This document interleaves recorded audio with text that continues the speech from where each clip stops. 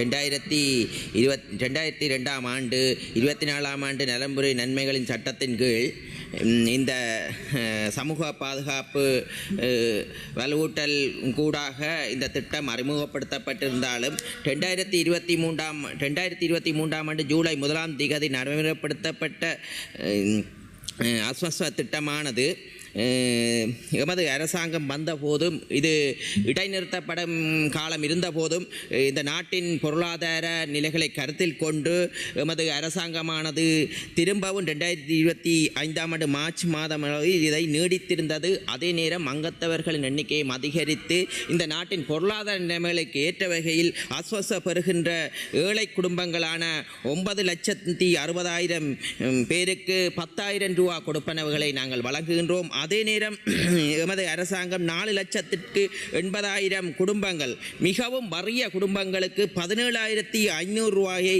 எமது அரசாங்கம் எமது தொகைகளையும் அதிகரித்து எமது அரசாங்கம் வழங்குகின்றது என்று இந்த இடத்தில் கூறிக்கொண்டு அதைவிட அந்த வறுமை கோட்டுகள் பாதிப்படைந்திருக்கின்ற குடும்பங்களுக்கு 4,80,000 பேருக்கு நாங்கள் 5,000 ரூபா கொடுப்பனவுகளை வழங்குகின்றோம். ஏன் இந்த கொடுப்பனவுகளை வழங்குகின்றோம் என்றால் இந்த நாட்டிலிருந்து வறுமைகளை முற்றுமுழுதாக ஒழிக்க வேண்டும் என்பது எமது அரசாங்கத்தின் இலக்கு. இந்த நாடு பொருளாதார வங்குரோத்தடை நிலையில் இருந்தும் கூட இந்த செயற்பாடுகளை நாங்கள் மேலும் உயர்த்தி கொடுக்கின்றோம் இந்த நாட்டு மக்களை மீட்டெடுப்பதற்காக வறுமையிலிருந்து. அந்த வகையில் எமது அரசாங்கங்கள் உண்மையாகவே நாங்கள் வறுமை என்று எடுத்துக்கொண்டால் உண்மையாகவே அங்கவீனம் முற்றவர்களுக்கு அதே நேரம் சிறுநீரகத்தால் பாதிக்கப்படும் உறுப்பினர்களுக்கு முதியவர்களுக்கு நாங்கள் இந்த தொகைகளையும் வழங்குகின்றோம். உண்மையாகவே அங்கவீனம் முற்றவர்களுக்கு நாங்கள் 10,000 ரூபாயும் வழங்குகின்றோம். அதே நேரம் சிறுநீரக உதவி பணமாக பெறுவதற்காக நாங்கள் 10,000 ரூபாய் கொடுக்கிறோம். அதே நேரம் முதியவர் தொகை என்று 5,000 ரூபாயையும் இந்த ஊடாக நாங்கள் வழங்கி வருகின்றோம். ஏனென்றால் எம்மை பொறுத்தவரைக்கும் இந்த நாட்டிலிருந்து முற்றுமுழுதாக வறுமையை ஒழிப்பதற்காக நாங்கள் எமது அரசாங்கம் முயற்சி செய்து கொண்டிருக்கின்றது. ஏனென்றால் இன்று நாடு படிப்படியாக எல்லா துறைகளிலும் முன்னேற்றத்தை ஏற்படுத்தி கொண்டு வருகிறது. ஆனால் எதிர்க்கட்சியில் இருப்பவர்கள் எம்மை பற்றி விமர்சிப்பதற்காக பல விமர்சனங்களை மக்கள் மத்தியில் கொண்டு செல்கின்றார்கள். அவர்களுக்கு விமர்சிப்பதற்கு ஏதும் இல்லாத வகையில் ஏதாவது ஒரு சின்ன விஷயங்களை பயன்படுத்தி அதனூடாக விமர்சனத்தினூடாக தாங்கள் ஏதோ சாதித்தது போல் நினைக்கின்றார்கள். எம்மை பொறுத்தவரைக்கும் விமர்சனத்துக்கு எந்த வகையிலும் அஞ்சப் போவதில்லை. ஏனென்றால் மக்கள் நன்றாக உணர்வார்கள் எமது அரசாங்கத்தில் படிப்படியாக அவர்களது பொருளாதாரம் உயர்ந்து வருகிறது என்பதை. எம்மை பொறுத்தவரைக்கும் அபிவிருத்தியுடன் கூடிய தனிநபர் வாழ்க்கையை முன்னேற்றுவதற்காக எமது அரசாங்கம் பயணத்தை மேற்கொண்டது. அதற்காக நாங்கள் இந்த அஸ்வச கொடுப்பனவுகளுக்கு நாட்களையும் கூட நீடித்திருக்கின்றோம். ஏனென்றால் பாதிக்கப்படக்கூடிய பிரிவுகளில் இருக்கின்ற கொடுப்பனவு அங்கத்தவர்களுக்கு 2026ஆம் ஆண்டு ஜூன் மாதம் வரை நீடித்திருக்கிறோம். அதே நேரம் ஏழை மற்றும் மிக வறிய குடும்பத்தில் இருப்பவர்களுக்கு 2027ஆம் ஆண்டு ஜூன் மாதம் வரை நீடித்திருக்கிறோம். ஏனென்றால் எம்மை பொறுத்தவரைக்கும் இந்த நாடு எல்லோ மக்களுக்கும் எண்ணிக்கை இருக்கிறது.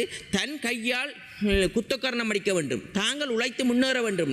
ஏனென்றால் இதுவரை காலமும் 76 ஆண்டுகளாக அதுக்கான கட்டமைப்பு எமது அரசாங்கத்தில் உருவாக்கப்படவில்லை. இப்போது படிப்படியாக எமது அரசாங்கம் உருவாக்குகின்ற போது தனிநபர் வாழ்க்கையில் முன்னேற்றம் பெறும்போது இந்த அஸ்வச கொடுப்பனவில் இருந்து கூட மக்கள் தாங்களாயே விடுபட நினைப்பார்கள். ஏனென்றால் எல்லாருக்கும் ஆசை இருக்கிறது. கொடுப்பனங்களை பெறுவதை விட நாங்கள் உழைத்து சாப்பிட வேண்டும் என்ற எண்ணக்கருகு இருக்கிறது. அந்த வகையில் இந்த பொருளாதார முன்னேறும் மட்டும் இவ்வாறான கொடுப்பனவுகளை அதிகரிக்கணும். அந்த வகையில் நாங்கள் பாடசாலை பிள்ளைகளுக்கு கூட யாழ் மாவட்டத்தில் இந்த அஸ்வச பெறுகின்ற பாடசாலை பிள்ளைகளுக்கு 14,189 மாணவர்களுக்கு 6,000 ரூபா கொடுத்திருக்கிறோம். ஏன் அந்த மாணவர்களுக்கு இந்த 6,000 ரூபா கொடுக்கின்றோம் என்றால் பெற்றோர்களுக்கு சுமைகளை குறைக்க வேண்டும். பெற்றோர்களுக்கு சுமைகளை குறைக்கும் போது பாடசாலை பிள்ளைகள் கல்வி கற்று அவர்கள் எதிர்கால சந்ததியை சிறந்த முறையில் தங்களது பொருளாதாரத்தை உருவாக்குவதற்காக அவர்களது கல்விகளுக்காக இந்த பணத்தை கொடுக்கின்றோம். ஏன் அதைவிட பாடசாலை பிள்ளைகளுக்கு வறுமை கோட்டுக்கு இருக்கின்ற பாடசாலை பிள்ளைகளுக்கு 3,000 ரூபா சப்பாத்து வேண்டுவதற்காக கூப்பனையும் கொடுக்கின்றோம். ஏனென்றால் இந்த நாட்டில் வறுமையை உருவாக்கியவர்கள் தான் இந்த எதிர்க்கட்சியில் இருப்பவர்கள். இந்த நாடு செந்தளிப்பான நாடாக இருந்தது.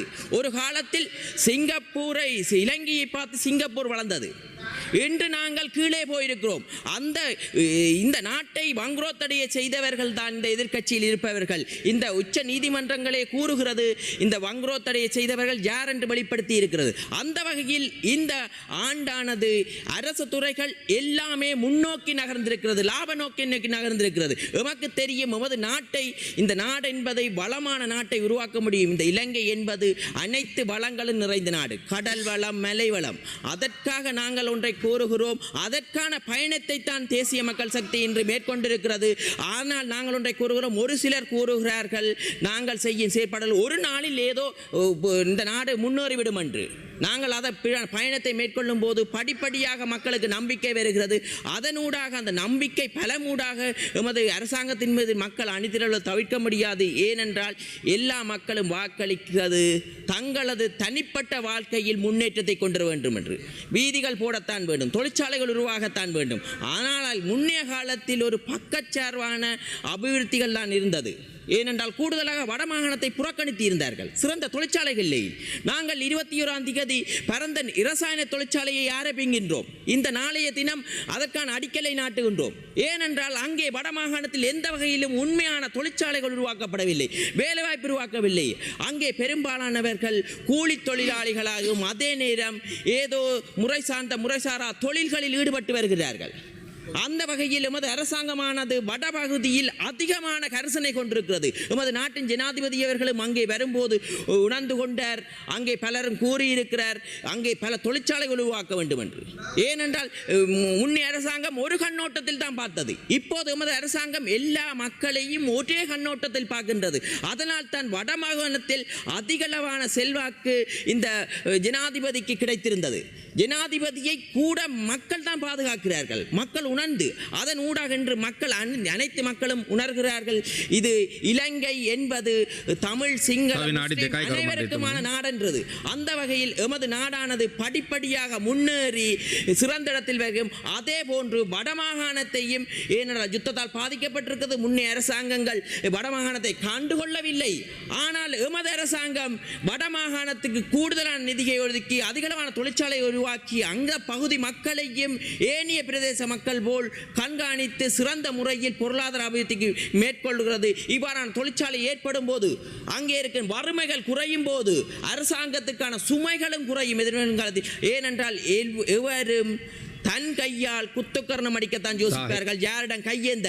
அதனால் எங்களது பயணத்தை படிப்படியாக ஏழை மக்களிலிருந்து முன்னேற்றுவதே, ஏழையிலிருந்து செல்வந்த மக்களாக முன்னேற்றுவதே எமது அரசாங்கத்தின் பொறுப்பு.